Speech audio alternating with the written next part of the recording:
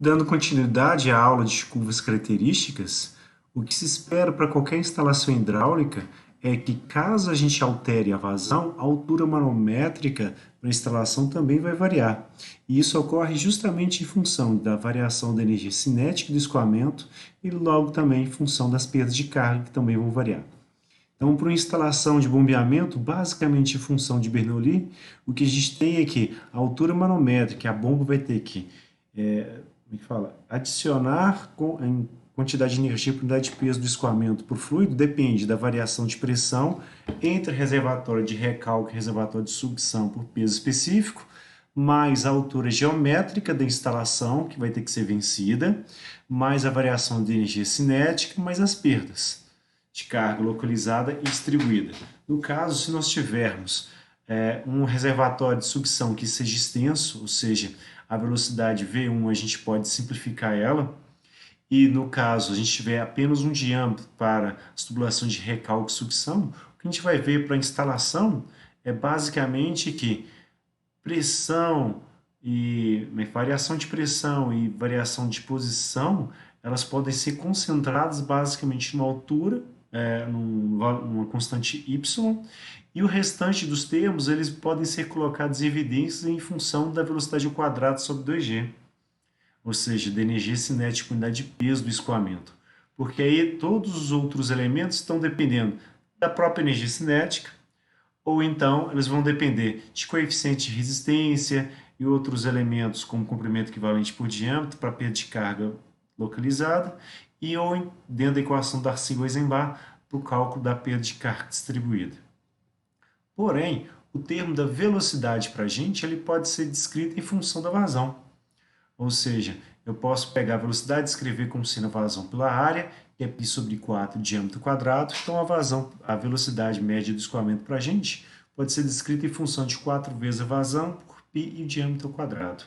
Então, se a gente substituir essa expressão no termo da velocidade, a gente vê que vai ter 4π diâmetro quadrado, 2g, e essas constantes todas associadas aqui, que eu posso concentrar numa outra constante para simplificar a expressão e deixar visível que ela é uma expressão de parábola. Então, a gente tem basicamente um termo constante y, que vai ser basicamente essa interseção entre a curva da instalação e o eixo das coordenadas, que é basicamente a altura manométrica, certo? E em função de iniciar a operação do escoamento e a gente já ter alguma vazão na instalação, o que vai acontecendo é que a altura manométrica vai subindo em função justamente do termo da perda de carga que vai crescendo, ou seja, esse coeficiente Kzinho aqui e esse termo da vazão ao quadrado que vai acabar formando isso, certo? No caso do gráfico da bomba, o que a gente tem é que ela é basicamente uma parábola decrescente. Então, fatalmente, curva da instalação e curva da bomba, elas vão se unir num ponto vão se interceptar num ponto que a gente chama de ponto de operação.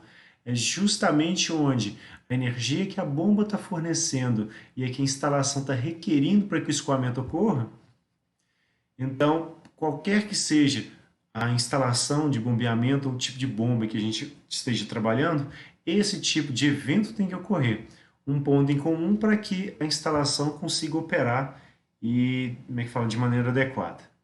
Então, para a gente, como é que fala, finalizar essa parte de ponto de operação e as curvas características, é importante a gente saber também que as pontos de operação ele pode variar de acordo com algum tipo de manutenção que possa aparecer no equipamento, como a substituição do rotor, a substituição de um motor ou mesmo do aumento de potência para fazer o acionamento do motor, certo?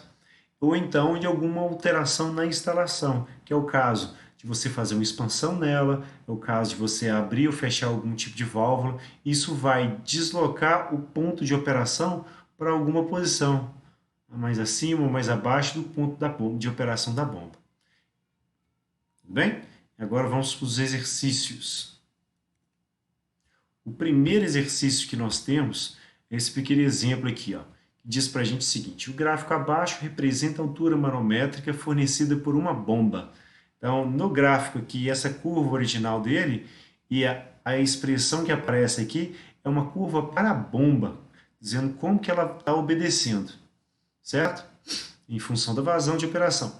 Essa bomba foi escolhida para atender a instalação cujo comportamento pode ser representado pela equação altura manométrica igual a 0,3 vazão ao quadrado mais vazão. Tudo bem? Essa curva não aparece no gráfico, veio basicamente da solução, por isso que como já está pronta, está aparecendo aqui para a gente. Sabendo que a eficiência da bomba obedece a seguinte curva, de eficiência que é menos 3 vazão quadrado mais 10 vazão, pede para determinar o ponto de operação da instalação, certo?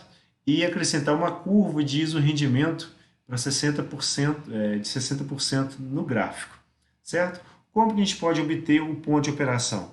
É possível fazer por tentativa e erro, que é o jeito menos inteligente de fazer, mas é possível, porque a gente pode ir substituindo o valor de vazão na expressão da altura manométrica da instalação e construir uma curva que vai crescendo, crescendo, crescendo até encontrar a curva da bomba, certo? Outra opção é, pensando que a altura da instalação e a altura da bomba, da manométrica fornecida pela bomba são as mesmas, a gente pode igualar as duas expressões e uma vez que a gente fizer como é que fala? Quando a gente operar matematicamente essa equação para a gente vai acabar chegando em duas soluções, que é uma para vazão zero, que é uma solução trivial, que seria a instalação não operando, e uma solução não trivial, que seria esse valor aqui ó, de vazão, onde chegaria em 20 metros cúbicos por hora, certo? Foi o valor que eu coloquei aqui registrado como sendo ponto de operação, certo?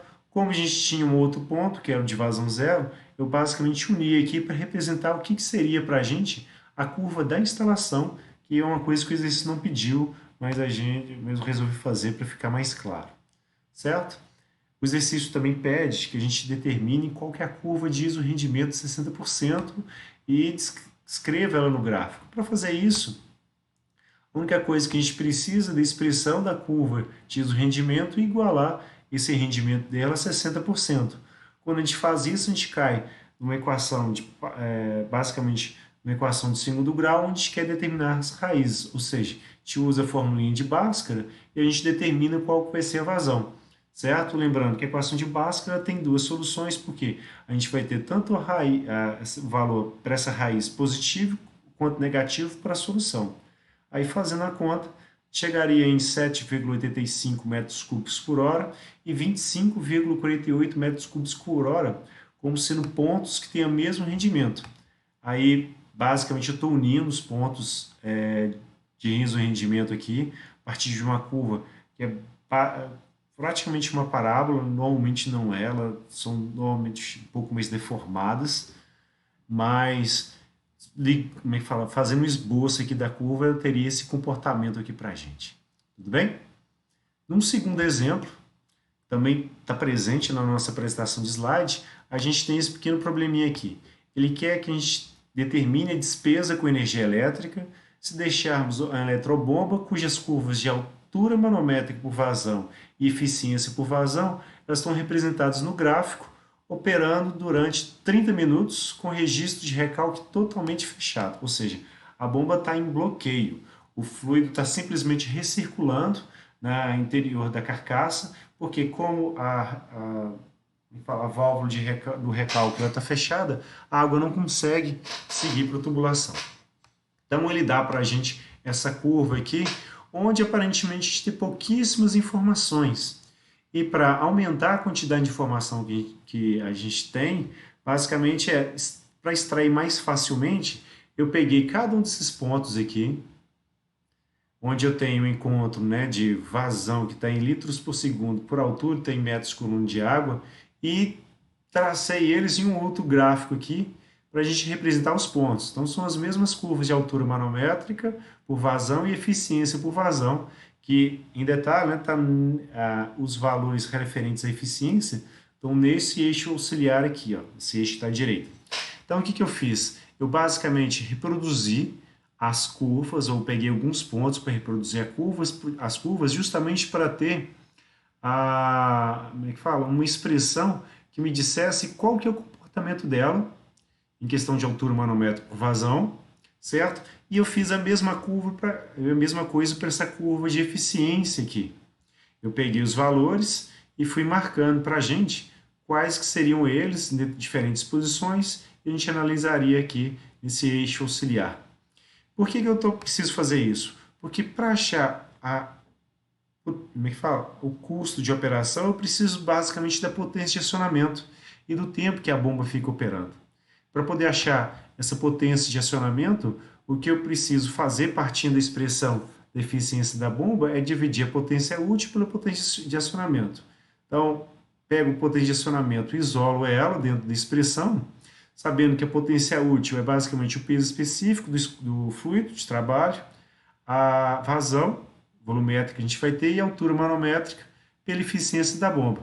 Se eu pegar para cada um desses pontos aqui, ó, e aí como exemplo eu estou pegando para esse valor aqui de 40 litros por segundo, ele tem para a gente uma altura de 13,5 metros e uma eficiência de 56%. Está um pouquinho apagada, mas dá para ver, certo? Então, pegaria lá o peso específico, que é a aceleração da gravidade vezes a densidade. Estou assumindo aqui a água a 4 graus Celsius, por isso 1.000 kg por metro cúbico, certo? A vazão já converti aqui de litros por minuto para metro cúbico por segundo, só dividir por 1.000, certo?